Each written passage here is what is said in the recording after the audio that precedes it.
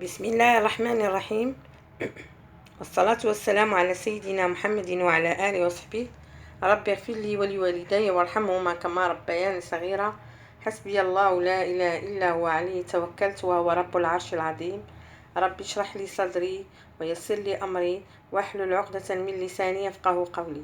السلام عليكم البنات، لبس عليكم، صحيح لاباس؟ حقا وحشتكم، شحال هادي ما بنت ليكم. عطلة سعيدة، نتمنى تكونوا على خير وبخير وفي أحسن حال. نتمنى تكونوا استفدتوا شوية من هذه العطلة وارتحيتوا وفوجتوا شوية. رجعت لكم اليوم بواحد الوصفة. هاد الفيديو هادي عندي فيها واحد الوصفة قديمة وزوينة غادي تعجب بزاف ديال الناس.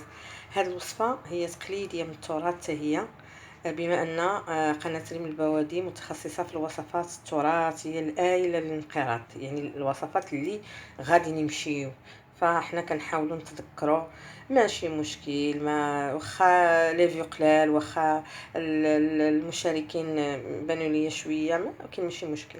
فاهم حاجه هو الانسان يدير شي حاجه اللي هي مفيده، واللي هي يعني كتساهم كتساعد في بعض المرات في وصفاته. هي اللي كنبغي نقول هو ان هاد الوصفات فرا ماشي وصفات غير باش نعمرو، فرا وصفات مجربه من ناس زمان اللي بها كانوا يعالجوا نفسهم. وكانوا يعني كانت عندها نتائج زوينه. دونك قبل ما نبدا هاد الوصفه، ما ننساش نذكركم بالاشتراك. اللي مازال ما اشتركوش معنا في القناه يحاولوا يشتركوا، فراه غيلقاو فيها وصفات زوينه. الناس المتتبعين اللي طلبوا مني كلهم هذا الاسبوع الوصفات اللي طلبوها مني، فعندي اللي مطلوب هما وصفات ديال البهك، عندي وصفات ديال التسمين المناطق الانثويه، عندي وصفات اللي مطلوبين هادو. البهك المهم عندي شي 4 ولا 5 الوصفات، فانا سبقت هذه من الوصفات اللي مطلوبه. وغدا ان شاء الله غادي ندير، لان هاد الايام كنت شويه يلاه هاد العطله هادي ملي كنجلسوا شويه فكنطرخاو. هاد الوصفه خاصه بآلام الركاب والمفاصل، فاللي عنده شي ميمه رجيلاتها ضارينها يعتقها بهاد الوصفه، زوينه. هاد المكون هذا اللي كتشوفوه فالاغلبيه تقريبا ما غاديش يعرفوه. هذه حجه، هذه هي حجه، هانتوما شي دايره بحال البطيخه. دونك كاينين الناس اللي غاديين ياخذوا حجه كياخذوها يابسه، ولكن هاد الخضر، هاد الحجه راه حجه خضراء، يعني ملي كتحل راه حنا غادي نحلوه، غادي نشوفوا في الوسط ديالها كنلقاو كاين الماء، كاين يعني باقا طريه. فهاد الحجه خاصه كنديروها لواحد الوصفه ديال الناس اللي كيكونوا كيضرهم الركابي، المشكل ديال الروماتيزم، المشكل مع السن، يعني مور 50 سنه فكيولي هذا المشكل هذا ديال الم ديال المفاصل هذا التاكل ديال الغضروف وهذا. فالناس زمان كانوا كيديروا هذه الوصفه بهذه الطريقه اللي غادي نديرها لكم. فهذه هي الطريقه الصحيحه اللي كانوا الناس كيديروا بها هذه الوصفه. اذا كما قلنا، هاد الطريقه اللي كنصاوبوا بها هاد الوصفه هي اننا كنقطعوا هاد الحجه، ها هي على جوج. يعني شوفوا كيفاش الطريقه، كنحط بحال كنقطعوا ليمونه ملي كنكونوا غنعصروها. يعني ها هو الراس ديالها هنا، وهذا ها هو، يعني كنقطعوها على النص. دونك ملي كنقطعوها على النص شنو كنديروا؟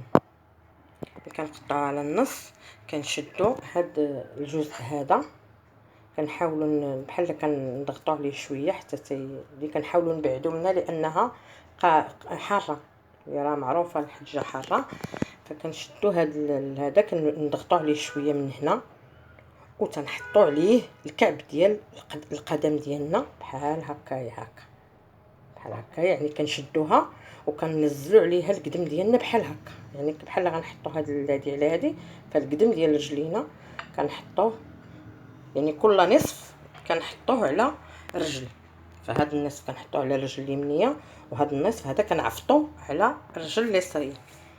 ملي كنعفطوا عليها مزيان كنجلسوا تقريبا شحال ما بغينا، لان اللي معروف فالا دخلتوا تقراو عليها او لا دخلتوا تصنتوا البرامج اللي كتهضر على هذه الحجه مع الم المفاصل، فهي كتدوز كتمتص من ديك السموم اللي كتكون عندنا في رجلينا، كتمصها من العروق ديال الرجل يعني، وحتى كتقتل الفيروسات. يعني عندها واحد الخاصيه هذه الحاجه ديال انها كتقتل الفيروسات اللي كتكون عندنا في الداس ديالنا.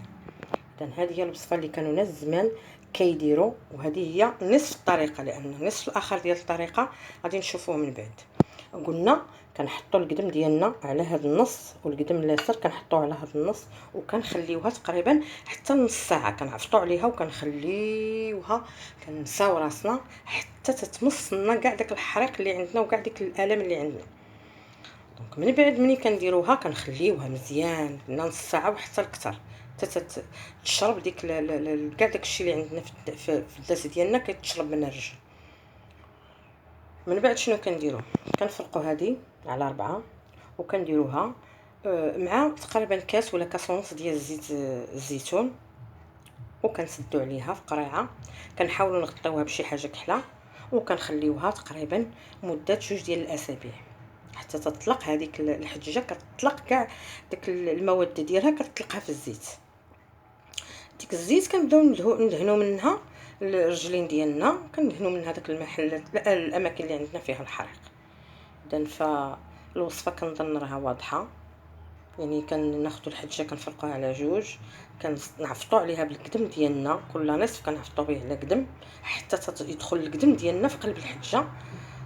الحجه كتمص لنا داكشي اللي غتمص، ومن بعد داكشي اللي بقى كنحاولوا نديروه في زيت الزيتون ونخليوه لمده 2 الاسابيع. ومن بعد كنخليوها كزيت للدهن، يعني ملي كنبغيو نعسو كنحاولوا ندهنوا بها باش نهمدوا داك الحريق ديال رجلينا.